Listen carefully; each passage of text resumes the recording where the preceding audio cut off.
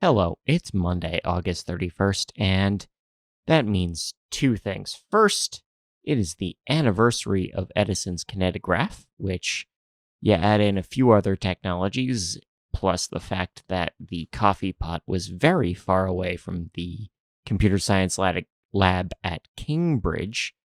I really wouldn't have a job right now, and it's time for the lighting industry news brief from Nailed, brought to you by Keystone's XFit floodlights. These are redefining the outdoors with a 70% SKU reduction, innovative color selection technology. Eliminate your frustrations by including mounts for 15 watt, 35 watt, and 60 watt floods, slip fitters, Tunyon mounts, all sorts of models available in a 120 to 277 volt Keystone LED driver that improves your performance, improves your reliability. That's Keystone Tech. That's an exterior floodlight. Link in the description. Into the news, we have the IES releasing a new standard for economic analysis in lighting, comparing life cycle cost benefits against other methodologies for a better sales tool. Columbia is validating the far UVC promise for the viability in human-occupied spaces. Also, Lux Live is hosting a special UVC-specific event on September 22nd, focusing on safe deployment. The 2020 Illumination Awards have been presented to close out the IES's virtual conference. Congrats to all the winners. UVC wands do work on viruses and your skin and your eyes, and the UL would like to remind you that you should be cautious about all of those things. Buildings has announced their 33 product innovation winners. Kennel, A-Light, Ledvance, Luminous, and Eureka are all winners in their lighting categories. Cortec has sued four companies for patent infringement, among them Hubble, Intermatic, Shenzhen Gosund, and SDI. These are all related to controls. The PNNL and the DOE study on SNL's report on SSLs that can report their own energy use, because more tunable light sources means that you can't promise the same static results straight out, so you need to have a new set of math to do all that, and this is how you do that.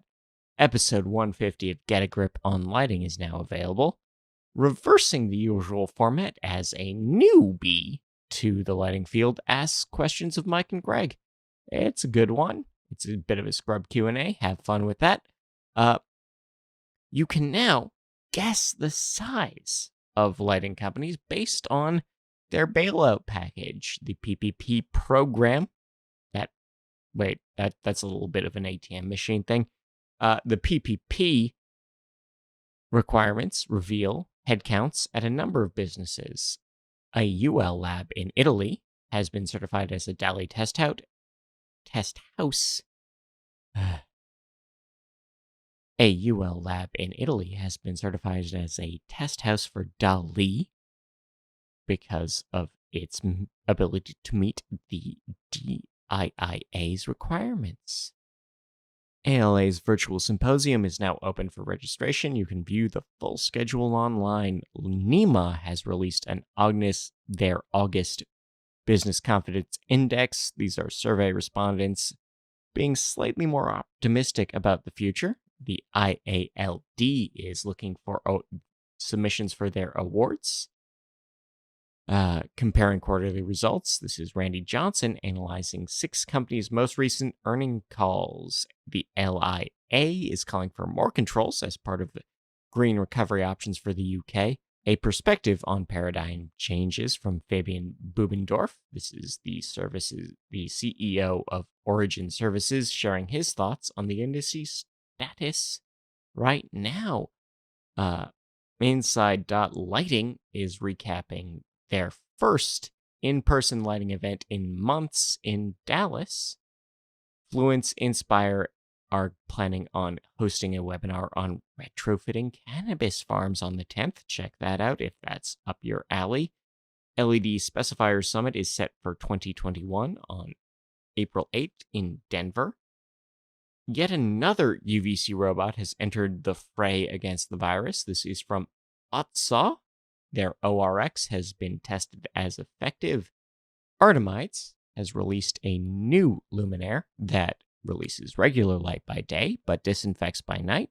New set of controls, same sort of panel, but just a little more flexible for keeping your surfaces clean.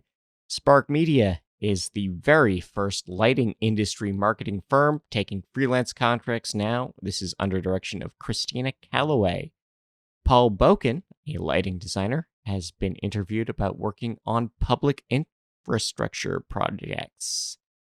Perry Vihar predicts the future of urban life under smart lighting cities. UVC might be good for your stock portfolio. This is a comparison of HVAC and lighting companies seeing value increase on the markets as they embrace UVC tech. Finding the missing link in emergency TLEDs, according to David Schiller. This is a good read about UL2925. The IES Street and Area Lighting Conference releases their speaker schedule. You can view their full list of presentations right now. Hubble will release dividends, or has released dividends, as of Friday. $3.64 per share released. In market predictions, stadium lighting will reach $708 million in value by 2024, while the LED market is set to grow by 13% over the same time frame. In rep agency news, C.R. Brown and Associates will be covering universal lighting in BC, while Lightline will focus on flux lighting in Ottawa. Calgary is upgrading 80,000 fixtures to LED. Those are street lights, some area lights, but mostly street. Acuity is joining Light AZ. Their product line will be fully searchable in their search engine. Nunavut is spending $18 million in programs that include lighting upgrades and new controls across the territory. DC Metro stations have finished their LED upgrades a year ahead of schedule. You can see some very nice before and after fixtures in our link on the site. Here's a case study for you. Tamlight and Farland offices have been made over for crisscross tubes for comfort and style. DSP is joining Zigbee's chip project. This is a wireless and voice processor maker, but for smart homes. Mercor has joined the Affiliated Distributors of Canada. This is a buying group in Ontario and Quebec. Signify has partnered with EDSCOM for Wi-Fi adoption in the industrial IoT. A Stanford scientist has slowed down light. These are silicon resonator boxes that trap and redirect photons to improve LiDAR, Li-Fi, quantum computing, virus detection, high-tech stuff. Boron can make your LEDs better if you incorporate it into your INGAN. That's indium gallium nitride layer of LEDs, according to U of Michigan. More daylight, better sleep. This is according to Charlie Jarboe and Mariana Figueroa, explaining that in more detail. Notes on hirings, firings, and departures. Circadian medicine expert Dr. Tammy Martino is now the Distinguished Chair of Cardiovascular Research at UGuelph.